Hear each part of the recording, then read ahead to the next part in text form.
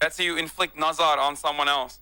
Week, because we know that he was in contact with dozens of people, from staff and advisors to fundraisers to Congress people to business people. So a lot to unpack there as contact tracers try and figure out whether anyone may have been infected through the president, or indeed who infected him. If we take a look back at Monday when the week began, he had two events at the White House. Whoa, that's sick. What is this?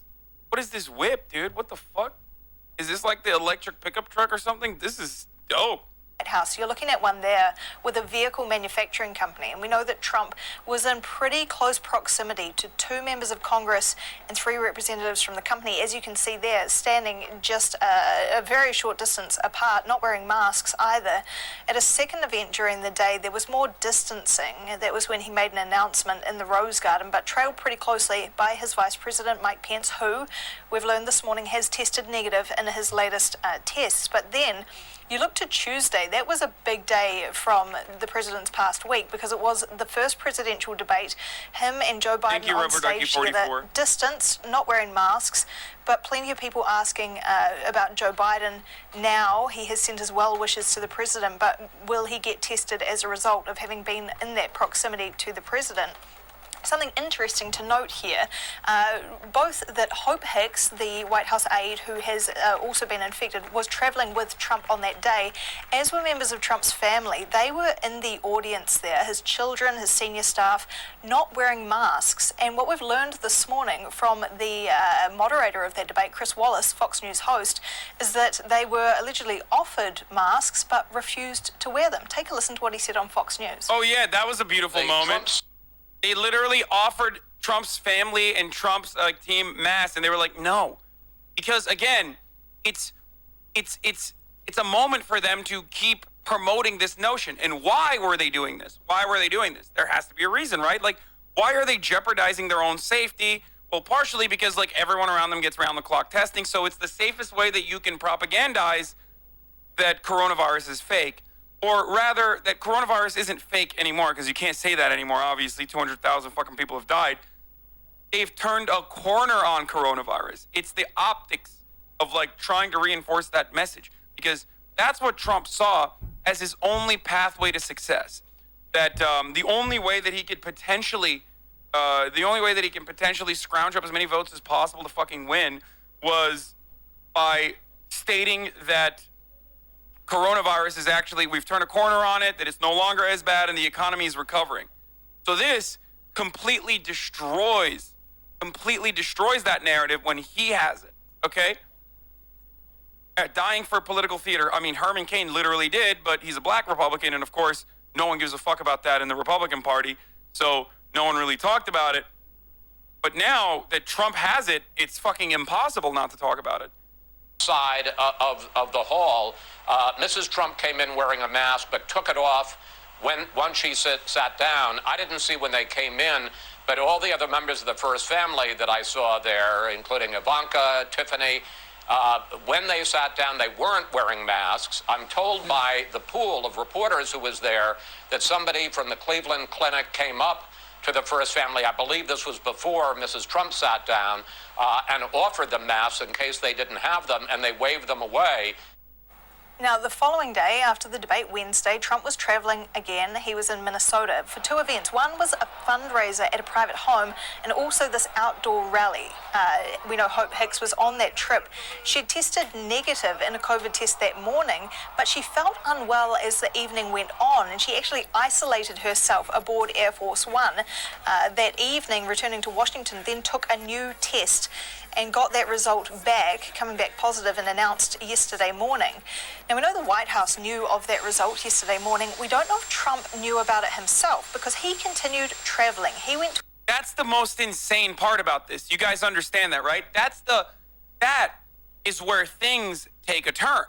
This is the moment where you recognize that there is this blind loyalty, that conservatism is a death cult, right? Because what you're supposed to do in this situation is like, oh no, immediately we have to like make sure that we shut off all the other events for the rest of the day. We have to isolate immediately, figure out which one of the staffers actually have it as well, who contracted it, like, but because of their sheer loyalty to like the cause. Like, because they actually practice what they preach in a weird way, they followed through, and Trump actually put 30 to 50 of his top supporters in New Jersey at risk by going to a campaign, going to a fundraising stop in his own motherfucking golf course. Like, it's completely insane. Like, you have to be psychotic. Okay, I gotta run an ad, by the way. Hold on really quickly, and then we're gonna get back to it in a second. But 6-second ad break coming in, boys. But we'll keep going. Anyway.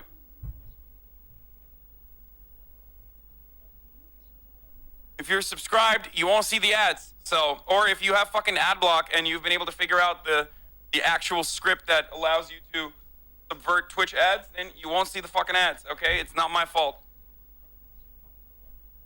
So, anyway, as I was saying, though, did you see the QAnon reference on The Boys today? No, stop. I didn't watch The Boys yet. Please stop. Are people seeing ads? Or no, they're not. Yeah, sub notification and TTS are off currently because I'm obviously in the middle of...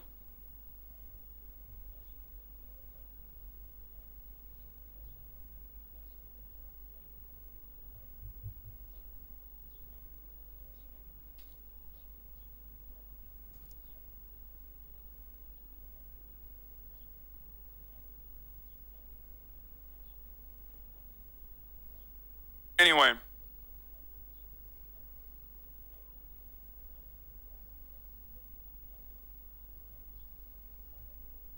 Okay. All right, let's keep going.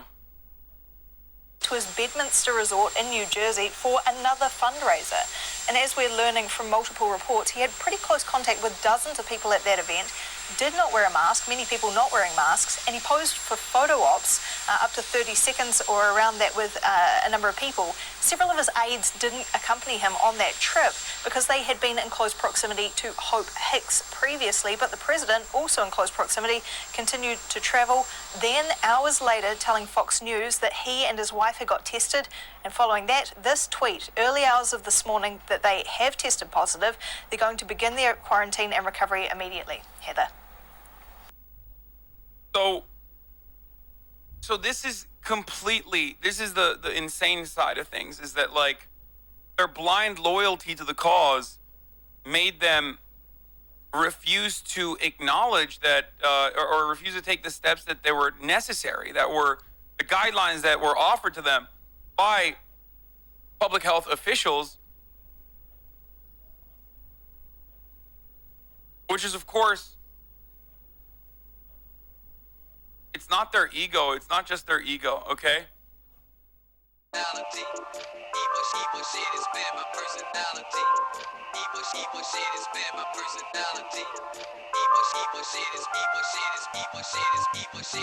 shit is